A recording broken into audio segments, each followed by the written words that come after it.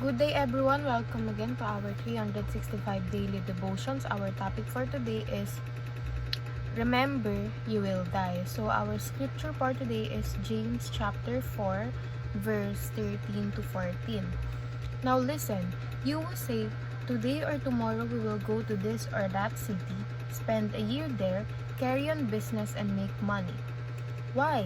You do not even know what will happen tomorrow. What is your life? You are a mist that appears for a little while and then vanishes. Instead, you ought to say, if it's the Lord's will, we will live and do this or that. As it is, you boast in your arrogant schemes. All such boasting is evil. If anyone then knows the good they ought to do and doesn't do it, it is sin for them.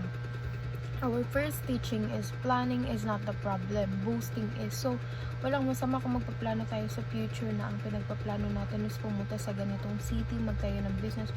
Walang masama sa pagpaplano sa future natin.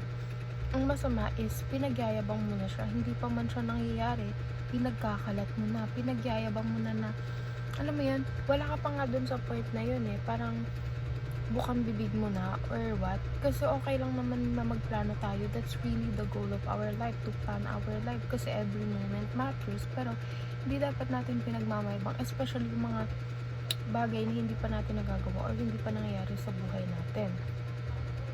Life is a mist that appears a little while. So alam niyo yung mist, yung parang spray, di ba kapag in-spray mo siya, saglit lang siya, and then after that mawawala na agad siya. So, parang ganun lang yung buhay natin. Parang mist lang tayo. Parang in-spray lang tayo. And then after that, pwede tayong, or may possibility na mawala na tayo. Or mawala na yung buhay natin sa atin. Kasi, hindi dapat tayo magyabang Kasi, kunwari sasabihin mo sa ibang tao na kinabukasan pupunta kami sa ganito, ganyan, magtatayo kami, gagawa kami ng maraming pera. Pero hindi mo naman alam yung kinabukasan, di ba? Hindi mo alam kung buhay ka pa kinabukasan or magigising ka pa. Third, God presents us opportunities to do good. Si Lord, lagi siya nagbibigay sa atin ng mga oportunidad para gumawa ng mabuti. And what we need to do is, lahat ng gagawin natin is yung talaga makabubuti, kasi everyday is like acts of worship for the Lord. Lahat ng ginagawa natin dapat laging pinapagpurihan siya, itinataas siya kahit magpa-work man tayo, hobbies natin, diba, and all. So, moving on to application, grab all opportunities to do good. So, kung kanina, binibigyan daw tayo ng Lord ng mga oportunidad, sa application, we need to grab that opportunity. Wag natin palampasin yung mga opportunity. Like, for example, you have the power, the knowledge, the wisdom, or the kakayahan to do good. Grab it. Do it, diba? Kasi, God is giving you that opportunity para makagawa ka ng mabuti, and wala kang ibang dapat gawin kundi gumawa ng mabuti sa panahon na yon or sa habang panahon. Invest earthly wealth to gain eternal wealth. So, i-invest natin yung mga kayamanan natin sa lupa para magkaroon tayo ng eternal wealth. So, for example, madami ka ng pera, sobrang yaman mo na, diba? I-invest mo yung mga yaman mo para papurihan ng Panginoon. And how? By helping other people, diba?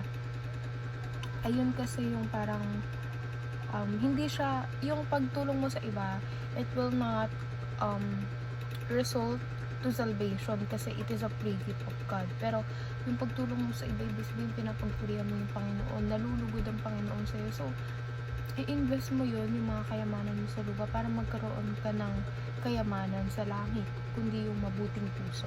Hindi siya yung mga money, things, and all. Focus on what matters.